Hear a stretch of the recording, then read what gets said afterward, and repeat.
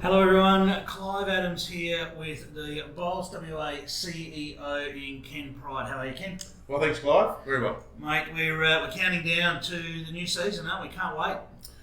Yeah, it's a long time coming around, and look, thankfully we've got a new season, I guess on the calendar. A lot better than our Eastern States cousins, of course. Yeah, of course we're thinking of all of them, but we are lucky here in Western Australia. Now, speaking of which, we're going to take you through some of the changes that are coming up for the season ahead.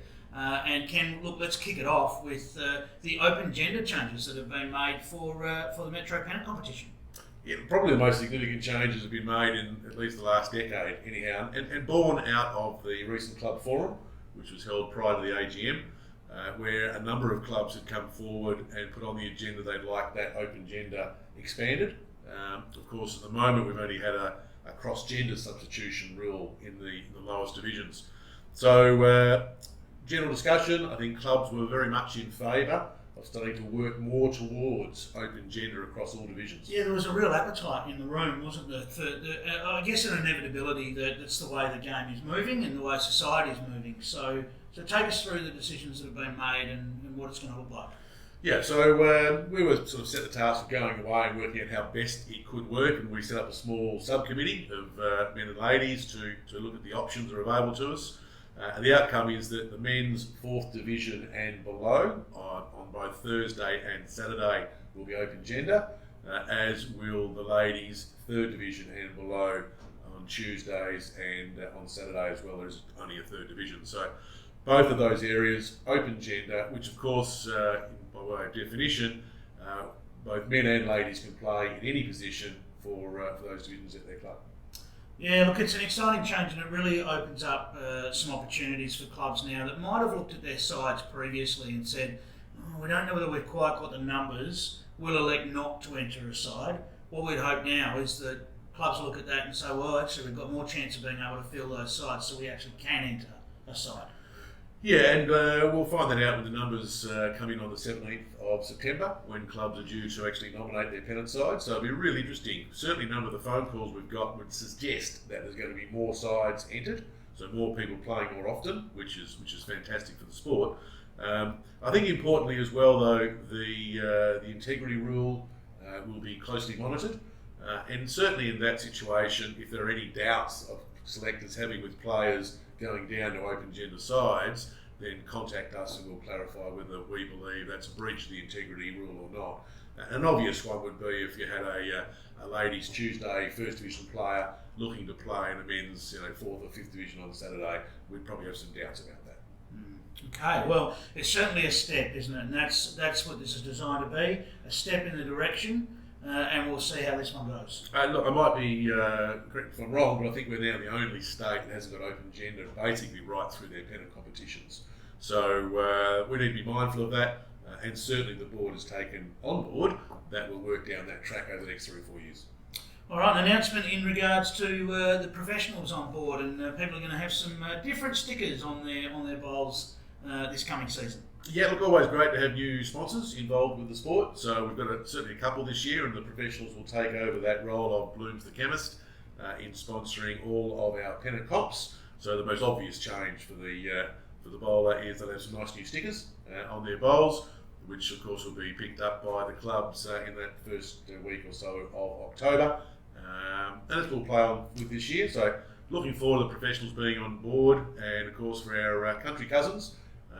They've obviously got AFGRI, I should get that right, AFGRI, who will become the sponsor for Country Week. So looking forward to that big sort of John Deere franchise being involved with our Country Week comps.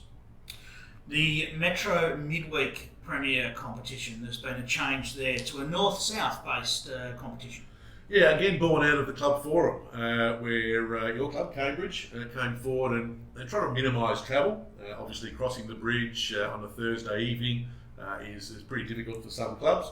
Some robust discussion as to whether that was wished or not, and a vote, if you like, was held.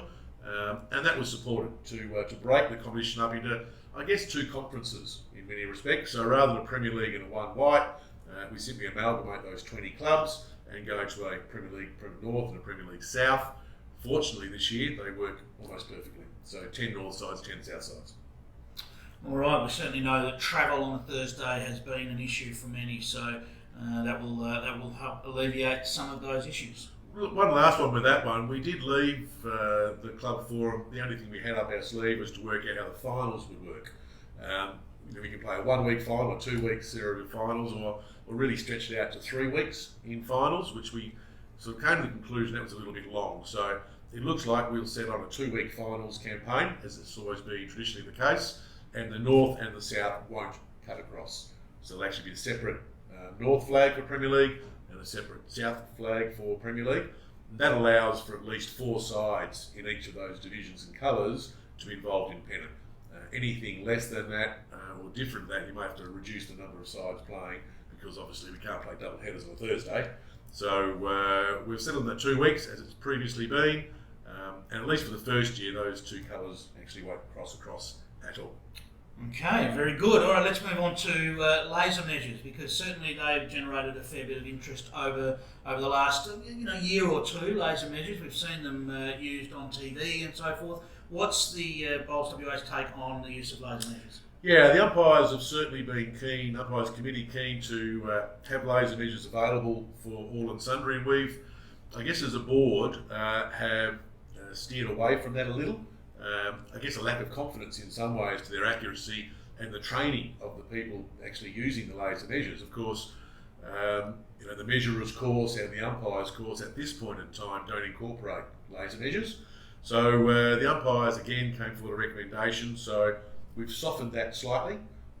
And so for the coming season, if you're a nationally accredited umpire who's had training in the use of laser measures, you'll be able to use the BowlsLine measure.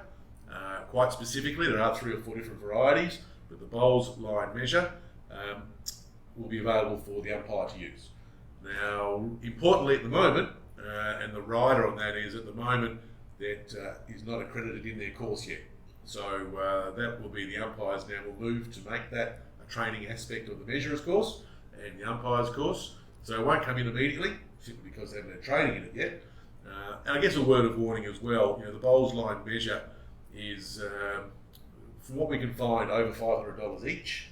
And at the moment, they're only available online from internationally and with very limited stocks. So, small step, but we will be heading down that track in due course. Right, a message out there for clubs now, really, and club administrators is making sure that their membership databases are right up to date. There's never a better time than right now to make sure that that's spot on and right up to date.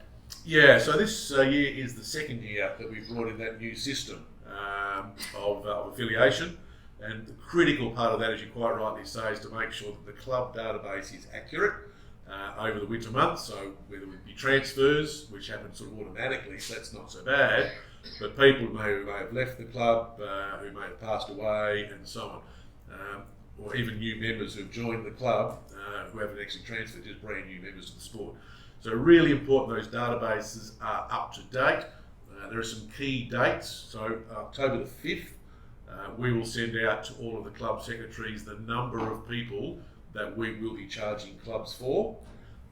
They've then got a couple of weeks to make sure that number tallies up with what they believe they've actually got in the club. So some last minute changes if necessary, particularly for our country clubs, who obviously have been mainly shut, if you like, over the winter period. 2 weeks to make sure that database is absolutely squared away, because after that we'll then invoice the clubs in the first couple of days of November for them to pay the affiliation by the 30th of November. Certainly encourage any clubs out there that have got any concerns with any of that is to get in touch with the Bowls WA office or your regional bowls manager, myself or Steve Unsworth, and we'd be more than happy to help you through if you're having trouble with the system, or you've got someone new and needs a little bit of training. We can help you with all of that, so you get that spot on and everyone's treated fairly out there. Yeah, really important. We don't want to go through last year where we'd forgotten to do it over the winter months, or invoices are going back and forward and changes and so on. Second year of the scheme needs to be up to date. Clubs need to be aware of that. You will have that 2 weeks of grace from the 5th of October through the 19th. Make sure that your numbers tally with ours, because it'll be a little bit tougher this year, I must say, if you come back and say, well, no, that's not the right database at all. So make sure we're all squared away. Yeah. There you have it. All right, there you go. That has been an update mainly for our Metro clubs. We will be back with a country clubs update down the track. So stay tuned for that. But in the meantime, if you've got any issues and you need any help out there in clubland, as I've said, get in touch with Bowls WA, talk to your regional Bowls manager, and we are more than happy to help. Thank you very much, Ken. Thanks, Clive. Good job. All right, we'll catch you next time out there. Stay safe, everyone. See you then.